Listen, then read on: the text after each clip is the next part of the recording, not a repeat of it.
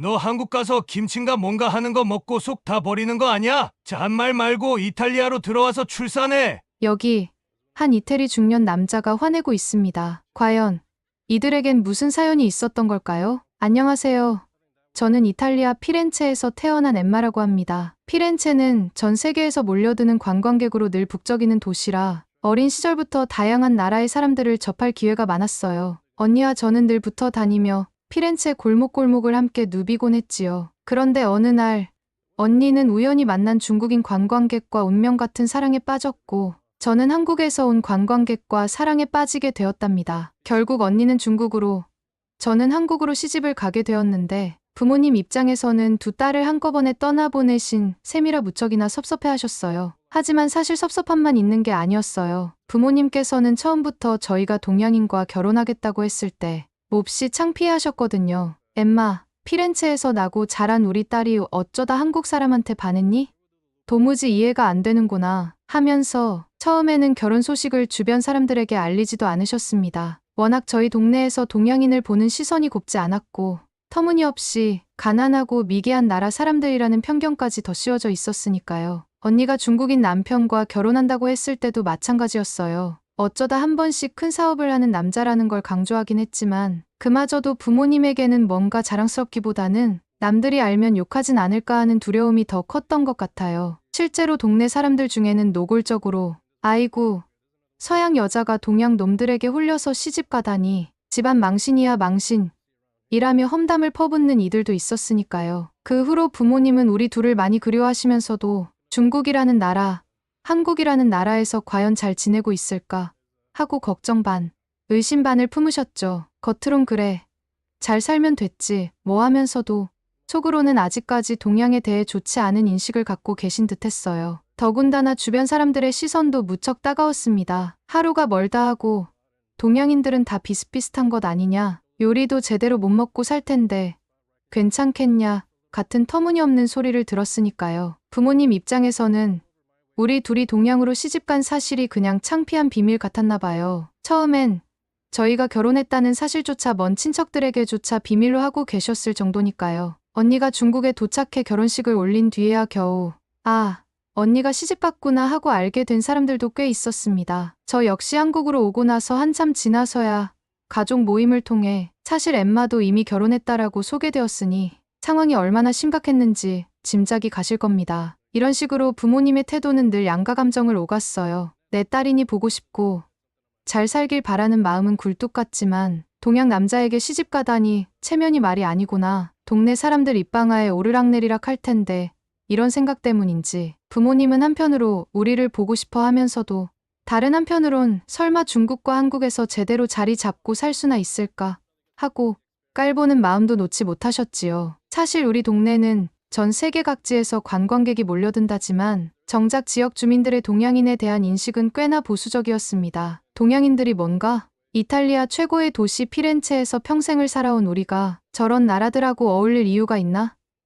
이런 분위기가 은근히 퍼져 있어서 저와 언니가 동양인과 결혼한다고 했을 때 비난과 조롱을 받는 일이 잦았죠. 그러니 부모님도 주변의 시선에서 자유로울 수 없었고 딸들을 먼 나라로 시집 보낸 것도 모자라 동양 남자와의 결혼이라는 사실이 알려지면 혹시라도 동네에서 나쁜 소리를 들을까봐 노심초사하셨어요. 너희가 진정으로 사랑한다니 막진 않지만 부디 남들 귀에 들어가서 이상한 소리만은 듣지 않도록 해다오. 이게 부모님의 솔직한 바람이었던 거죠. 그러다 결국 언니는 중국으로, 저는 한국으로 떠났습니다. 부모님께서는 언니가 중국에서 큰 사업을 하는 남자와 결혼했다는 점을 그나마 약간 괜찮다고 생각하신 듯했지만 그래도 동양은 동양인이 하는 편견에서 벗어나진 못하셨습니다. 그래서 늘 연락을 할 때마다 거긴 시설이 열악할 텐데 너 괜찮니? 아이 낳으면 어떻게 키울 거니? 동양 사람들은 육아 방식이 우리와 전혀 다를 테니 힘들지 않겠냐? 하고 걱정 섞인, 아니 사실상 비난에 가까운 말씀을 자주 하셨죠. 그렇다고 제가 아니에요. 한국은 생각보다 훨씬 발전해 있고 저도 잘 지내고 있어요. 하고 얘기해도 부모님은 반신반의하셨어요. 아니, 동네에서 다들 동양은 험하고 낙후된 곳이라고들 하는데 진짜 너 그렇게 힘들게 사는 건 아니냐며 실상은 제 얘기를 잘 믿지도 않으셨거든요. 얼마 전 제가 임신 소식을 전해드렸을 때 부모님은 너무 기뻐하셨지만 동시에 걱정도 많으셨어요. 엠마야, 이탈리아로 돌아와서 아이 낳으면 안 되겠니? 한국 의료 수준이 아직 형편없지 않냐? 이런 말씀을 하실 때마다 저는 솔직히 한숨이 나왔습니다. 엄마, 아빠, 아무리 사위가 마음에 안 드셔도 그렇지. 한국 무시하는 건 이제 그만하세요. 오히려 한국의 의료 수준이나 산후조리에 얼마나 앞서 있는지 보시면 놀라실 거예요. 그런데도 부모님은 제 말을 들으려고 하지 않으셨어요. 아버지는 중국과 한국 두 나라 모두 실제로 가 보신 적이 없으면서도 이상하게 중국에 대해서는 무척 호의적인 태도를 보이세요. 엠마야, 내가 직접 중국을 가본 적은 없어도 워낙 나라가 크고 인구도 많으니까 그만큼 기회가 많을 거야. 너희 언니 사위도 무역으로 크게 성공했다며? 그 정도면 우리 딸이 고생 안 하고 편하게 살 수 있겠지. 이런 식으로 중국이라는 나라를 거의 찬란한 미래처럼 떠올리시는 겁니다. 그에 반해 한국에 대해서는 정반대의 인식을 갖고 계시죠. 아버지는 한국, 거긴 아직 전쟁의 상흔에서 완전히 벗어나지 못한 낙후된 나라 아니냐? 교통이 불편하다는 얘기도 있고 경제도 제대로 발전 못했을 것 같은데 의료기술이나 산후조리 시스템이 제대로 자리 잡았겠니라며 온갖 부정적인 말을 서슴없이 내뱉으십니다. 정작 중국도 한 번도 가 보신 적이 없으면서 그래도 중국은 크잖아. 나라가 크면 그만큼 제도도 잘 정비되어 있고 편의시설도 잘 갖춰져 있을 거야라는 막연한 믿음을 갖고 계세요. 언니네 중국 사위를 향해서는 입버릇처럼 돈을 잘 벌어야 가정이 편안해지지. 큰 사위가 무역 사업으로 크게 성공했다고 들었는데 중국 시장은 워낙 넓으니 기회가 많을 수밖에 없지 않겠냐고 칭찬 일색이십니다. 그리고 이렇게 덧붙이시기도 하죠. 거긴 대도시가 발달해 있어서 교통도 잘 갖춰져 있고 병원도 훨씬 많을 테니 우리 큰딸은 걱정 없지. 반면 제 남편 준석 이야기가 나오면 아버지는 늘 못마땅하다는 표정을 지으시며 말씀하세요. 한국 사람이라지만 그 자식이 돈을 얼마나 벌겠니? 나라가 작아서 사업 확장할 여지도 없을 거고 네가 고생만 하지 않겠냐? 이탈리아로 돌아와서 낳는 게 낫지 않겠니? 아버지는 정말 한국이 어떤 곳인지 스스로 알아볼 생각조차 없어 보이셨어요. 한국 음식이라면 전부 맵고 짠 것뿐이겠지. 너도 김치니 뭐니 하는 음식 먹고 속 버리는 거 아니냐? 하고 묻기까지 하세요. 그러면서 중국은 지역마다 음식 종류가 다양하고 규모가 워낙 크다 보니 원하는 걸 얼마든지 구할 수 있을 거다라고 추측만으로 결론을 내리십니다. 저는 아빠, 한국도 중국 못지않게 다양한 음식을 즐길 수 있고 이미 세계적으로 유명한 레스토랑들도 많아요. 또 무역이라면 삼면이 바다로 둘러싸인 한국도 굉장히 발달했는데 하고 얘기해봐도 아버지는 고개를 절레절레 흔드십니다. 제 임신 소식을 듣고도 아버지는 기쁨보다 먼저 걱정부터 쏟아내셨어요. 엠마야, 나라가 좁고 아직 개발도상국인 한국에서 아이를 낳겠다고? 위험하지 않겠니? 하고요. 저는 여러 기사를 들며 지금 한국 의료기술이 얼마나 최첨단인지 산후조리 시스템이 얼마나 잘 되어 있는지 아시면 깜짝 놀라실 거리라고 말씀드렸지만 아버지는 그런 자료는 어디까지나 보여주고 싶은 면만 보여주는 거지. 실제로 교통도 엉망이라 긴급 상황이 생기면 병원까지 제대로 갈 수나 있겠냐라고 되물으십니다. 아무리 생각해봐도 중국과 비교가 되겠니? 꼭 그렇게 거기서 고생을 해야겠다면 차라리 언니네 쪽으로 가서 아이를 낳는 게 낫지 않겠냐? 라고까지 말씀하실 정도였죠. 저는 이런 아버지의 반응에 솔직히 화가 나기도 하고 속상하기도 해요. 중국이나 한국이나 아버지는 두 나라 모두 실제로 발을 들여놓으신 적이 없으면서 왜 언니가 있는 중국은 마냥 좋고 제가 사는 한국은 형편없이 바라보시는 걸까요? 물론 언니 사위가 무역으로 큰 성공을 거두었다는 사실이 아버지의 마음을 한껏 부풀게 만든 듯합니다. 그래도 그렇지 그 나라의 실제 모습이나 발전 상황을 전혀 알아보지도 않고 오로지 크다, 돈을 잘 번다는 이유로 선호한다니 제가 보기엔 너무 편파적이었어요. 그래도 아버지가 결국 손주를 보고 싶다는 마음에 다음 주쯤 한국에 오시겠다고 하셨습니다. 저는 한편으론 이제라도 한국에 와 보시니 직접 눈으로 보면 그래도 인식이 조금은 달라지지 않을까 하는 기대를 했어요. 그렇게 부모님은 언니가 있는 중국에 먼저 들렀다가 일주일 정도 머물고 한국으로 온다고 계획하셨는데 중국에서 하루 만에 한국으로 빨리 가겠다고 연락이 온 거예요. 전 그 전화를 받고 부모님 목소리가 너무 안 좋으셔서 무슨 일이 났구나 싶었습니다. 다음 날 저는 남편 준석과 인천공항에 나가서 부모님을 맞이했습니다. 부모님께서는 인천공항이 워낙 깨끗하고 입국 절차도 빠른 것에 크게 놀라셨어요. 한국 공항이 이렇게 세련되고 첨단화되어 있을 줄 정말 몰랐어. 공항만 보니 벌써 한국이 만만치 않다 싶구나. 저는 마음속으로 이제 시작일 뿐이지 하고 웃어넘겼어요. 엠마야, 우리가 왜 이렇게 빨리 한국으로 왔는지 아냐? 첫째, 내 언니가 왜 중국에서 아이가 생기지 않는지 이제 알 것 같다. 그냥 당장 중국에서 탈출해야 할 것 같아서 견딜 수가 없구나. 아버지가 분통을 터뜨리시면서 말씀하시는데 어머니는 계속 눈물을 참으려는 듯 보이셨어요. 알고 보니 부모님은 중국 공항에 도착했을 때부터 모든 게 꼬여버렸어요. 공항 직원들이 까다롭게 굴었고 중국어 한마디 못하는 부모님을 으르렁거리듯 대했다고 해요. 너무 겁을 주는 바람에 이탈리아로 되돌아가고 싶다고까지 생각하셨는데 마침 언니와 연락이 닿아 겨우 공항을 빠져나오셨대요. 그런데 문제는 그 다음이었어요. 부모님 말씀으로는 큰 사위라는 사람이 장인장모가 온다는데 공항에 마중은커녕 전화 한 통 제대로 안 했다고 했어요. 언니는 허름한 작업복 차림으로 공장 일을 마치자마자 뛰쳐나온 모습으로 부모님을 데리러 왔는데 그 모습은 말로만 들어도 눈물이 날 정도였어요. 언니는 이탈리아에서 치과의사로 잘 나가다가 중국으로 시집가면서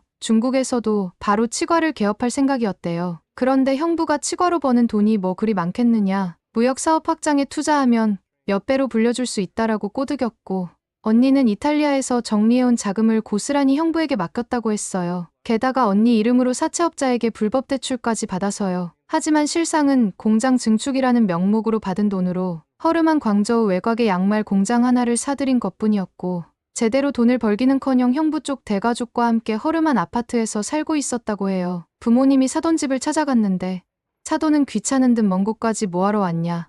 밥이나 먹고 가라며 썩은 음식 냄새가 진동하는 식사를 차려주었고 실제로 음식이 상한 것 같아 입에 넣자마자 뱉을 정도였다고 했습니다. 그 모습을 보고 아버지는 분노를 참지 못하셨지만 언니가 이미 어마어마한 대출금에 묶여 있어서 마음대로 중국을 떠날 수도 없는 상황이라는 사실을 알게 되었어요. 부모님은 언니에게 이건 완전 사기 결혼이다. 당장 고소하고 이탈리아 대사관을 통해 법적으로 대응하겠다라고 언성을 높이셨지만 언니는 이미 그동안 이 방법 저 방법 다 알아봤지만 속수무책이었다고 했어요. 애초에 그 공장이며 대출이며 모든 것이 언니 이름으로 되어 있고 형부는 슬쩍 발을 빼는 모양새였다고 하더군요. 결국 부모님은 일단 대사관에 문의하고 언니를 상황이 되는 대로 탈출시키기로 마음먹고 정신없이 서둘러 한국으로 넘어오신 거였어요. 그렇게 조용히 제 이야기를 듣던 준석이 걱정 마세요. 제가 방법을 찾아볼게요.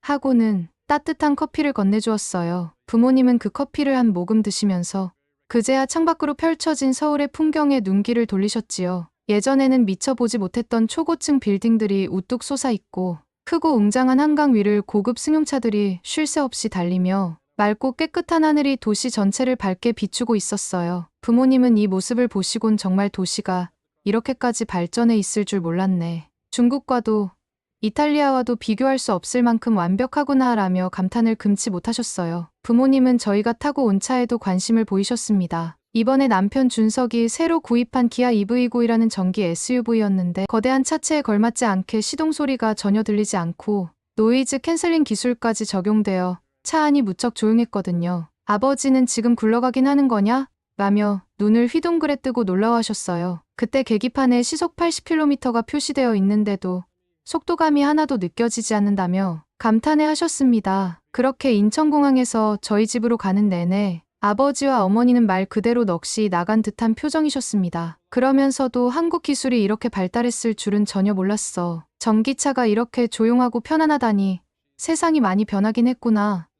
하고 몇 번이고 되풀이하셨죠. 그 와중에도 두 분은 언니 일 때문에 마음이 복잡해 보이셨어요. 중국으로 시집간 언니와 달리 제가 한국에서 살아가는 모습을 보며 아직도 많은 걱정과 미안함, 그리고 언니에 대한 분노 같은 감정들이 뒤섞여 있는 듯했어요. 하지만 눈앞에 펼쳐진 서울의 아름다운 풍경과 첨단 기술에 점점 마음이 누그러지시는 것 같았죠. 부모님이 한국에 대해 갖고 계시던 낙후된 이미지가 조금씩 깨지는 순간이기도 했습니다. 그렇게 부모님은 준석이 마련해준 신혼집으로 오셨어요. 저희 집은 성수동에 있는 아파트인데 멀리서 사돈이 온다는 사실을 알고 시부모님께서 먼저 오셔서 음식이며 반찬을 잔뜩 준비해 놓으셨습니다. 거실에 놓인 수십 가지의 한국 음식들을 본 저희 부모님은 이렇게 환대해 주시다니 너무 고맙다며 금세 눈가가 부러지셨어요. 제가 결혼해서 한국에서 사는 동안 시부모님이 저를 얼마나 아끼고 보살펴 주셨는지 느껴졌다고 하셨어요. 처음 접해보시는 각종 김치며 전골, 나물 반찬을 하나하나 드셔보시면서 이건 처음 먹어보는데 이런 맛이 있네 하고 감탄에 감탄을 거듭하셨어요. 그러다가 식사가 어느 정도 끝나갈 무렵 남편 준석이 조용히 말씀하셨습니다. 장인어른, 장모님, 그리고 처형빚은 다 해결했습니다. 그러니 걱정하시지 마시고 한국에서 편하게 여행하고 쉬셨으면 좋겠습니다. 내일쯤 처형도 한국으로 들어올 거예요. 다 같이 한국에서 좋은 추억 만들면서 그동안의 고생을 털어버리시죠. 그 말을 듣자 저와 부모님은 입을 다물 수가 없었어요. 공장 대출이 적어도 한국 돈으로 1억 가까이 된다고 들었는데 그걸 어떻게 한순간에 해결했다는 건지 믿기 어려웠죠. 아니, 준석아 그 큰 돈을 어떻게? 하고 제가 떨리는 목소리로 물었는데 준석은 제가 준비한 돈이 아니라 저희 부모님이 직접 우선 마련해 주신 것이라고 대답했어요. 시어머니, 시아버님 두 분께서는 1억이든 2억이든 사람이 먼저다. 돈이 문제가 아니다라며 부모님을 진정시키셨어요. 그 순간 저는 남편과 시부모님의 따뜻한 마음에 너무 감사해서 남편 손을 꼭 잡고 눈물이 왈칵 쏟아졌어요. 부모님도 고개를 떨구시며 너무 고맙다. 우리가 언젠가 꼭 갚겠다고 하셨지요. 그렇게 다음 날 인천공항으로 언니를 배웅하러 나가기로 했어요. 이번에는 평소에 아버지가 한국 대중교통을 무시하곤 했으니 제대로 보여드리자 하는 마음으로 저희 모두 지하철을 타고 가보기로 했습니다. 사실 아버지는 한국에 오기도 전부터 한국은 발전이 덜 된 나라라는 편견을 갖고 계셨거든요. 그래서 직접 지하철, 버스도 태우고 길거리 풍경도 보여드려서 한국이 얼마나 깔끔하고 체계적인 곳인지, 교통 시스템이 얼마나 편리한지를 보여드리고 싶었습니다. 그렇게 공항으로 도착하자마자 우리는 오랜만에 언니와 재회했어요. 언니는 수척해진 얼굴로 도착장에 나오는 순간 저와 부모님, 그리고 시부모님까지 전부 함께 언니를 안고 펑펑 울었습니다. 정말 말로 표현하기 힘든 벅찬 순간이었어요. 그리고 언니와 부모님이 한국에 머무르기로 결정한 기간은 일주일이었어요. 사실 저는 임신 중이라 컨디션이 그리 좋지 않아 부산이나 제주도처럼 멀리 떠나는 여행은 조금 부담스럽기도 했죠. 시부모님과 남편 준석도 너무 무리하면 안 된다며 신신당부하셨고요. 그래서 결국 서울 근교와 시내 관광지 위주로 부모님과 언니에게 한국 문화를 체험하게 해드리기로 했습니다. 처음에는 일주일 동안 서울만 돌아다녀도 괜찮을까 하고 걱정했지만 정작 부모님과 언니는 마냥 신기해하며 즐거워하셨어요. 명동과 홍대처럼 활기가 넘치는 젊은이들의 거리부터 경복궁과 같은 고궁에서 느껴지는 전통의 멋, 남산 정상에서 내려다본 화려한 도심 풍경까지 어느 곳 하나 빠짐없이 다 둘러보시느라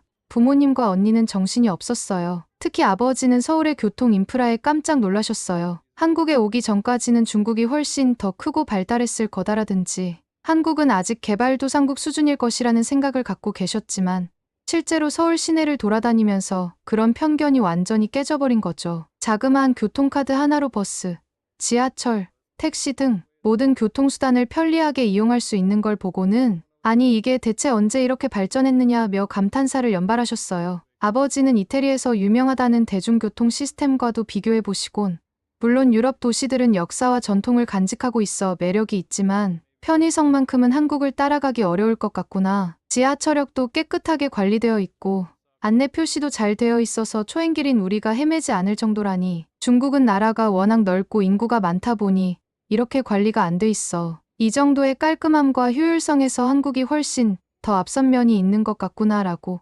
말씀하실 정도였어요. 거기다 모든 지하철역에 에스컬레이터나 엘리베이터가 잘 비치되어 있고 휴대폰 충전 시설이나 무선 인터넷도 당연한 듯 제공된다는 사실을 보며 몇 번이고 놀라움을 금치 못하셨답니다. 제가 임신 중이어서 체력 안배를 하며 관광 일정을 조율해야 했어요. 그러던 중 어느 날 저는 부모님과 언니에게 마침 산부인과 진료가 예약되어 있으니 함께 가볼래요?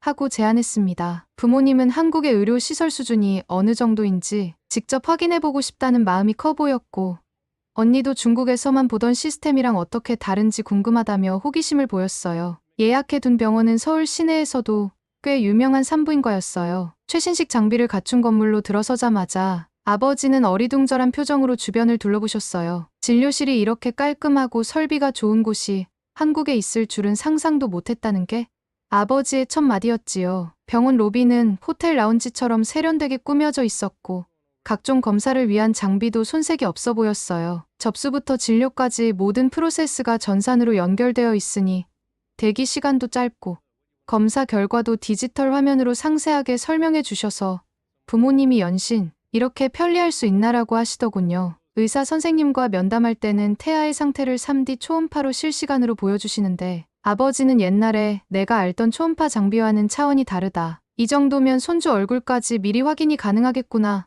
하고 웃으셨어요. 어머니 역시 지금 이탈리아에서도 초음파는 쓰지만 이렇게 선명하고 빠른 건 보지 못했다. 의사 선생님이 영어도 잘하니 소통도 문제없겠다고 흐뭇해하셨어요. 진료가 끝나고 이번에는 인근에 위치한 산후조리원으로 부모님을 모시고 갔습니다. 사실 임신 초기부터 시어머니가 출산 후 회복을 위해 좋은 산후조리원을 미리 알아보자고 하셔서 준석과 저는 이미 여러 곳을 비교해보고 예약해 둔 상태였거든요. 그곳에 들어서자 아버지와 어머니는 또 한 번 충격에 빠진 듯했습니다. 널찍한 로비와 오픈형 휴게실, 전문 간호 인력이 상주하는 신생아실, 수유실, 산모 전용 헬스 기기, 개인 스파 시설까지 구비되어 있었어요. 산모들의 컨디션을 위해 세세하게 신경 쓴 공간 배치와 편의 시설들, 그리고 영양사와 전문 요리사가 상주의 식단 관리를 해주는 시스템을 둘러보시더니 아버지는 세상에 이런 나라가 있나? 아예 호텔 수준이구나 라고 외치셨어요. 어머니 역시 산후조리원에서 제공하는 서비스 목록을 보며 출산 후 마사지 프로그램, 영양식, 체형 교정까지 챙겨주다니 이런 곳이 있다면 이 세상 모든 여자가 여기 와서 아이를 낳고 싶어 할 것 같네라며 고개를 끄덕이셨죠. 옆에서 언니도 중국에도 산후조리 서비스가 있긴 하지만 이렇게 체계적으로 고급스럽게 운영되는 곳은 많이 못 들어본 것 같아. 진짜 우리 부모님이 걱정할 만한 구석이 하나도 없네 하고 감탄하더군요. 그렇게 병원과 산후조리원을 직접 보고 난 뒤 아버지의 태도에는 눈에 띄게 변화가 생겼습니다. 예전에는 중국이 훨씬 더 크고 중국 사위가 돈을 잘 벌어서 편의시설이 잘 갖춰진 곳에서 아이 낳는 게 좋지 않겠냐라는 식으로 말씀하셨는데 이제는 제게 엠마야. 굳이 이탈리아로 돌아와서 출산하라고 권유했던 거 미안하구나. 내가 너무 한국을 모른 채로 걱정만 앞섰던 것 같다고 하시더니 출산을 이탈리아에서 하라던 거 취소다. 네가 보여준 병원하고 산후조리원은 우리나라보다도 훨씬 더 잘 갖춰진 것 같아. 아니, 이탈리아만이 아니라 내가 상상하던 어떤 나라보다도 훨씬 앞서 있는 것 같구나. 여기서 나아라. 네 시부모님도 잘 보살펴 주신다니.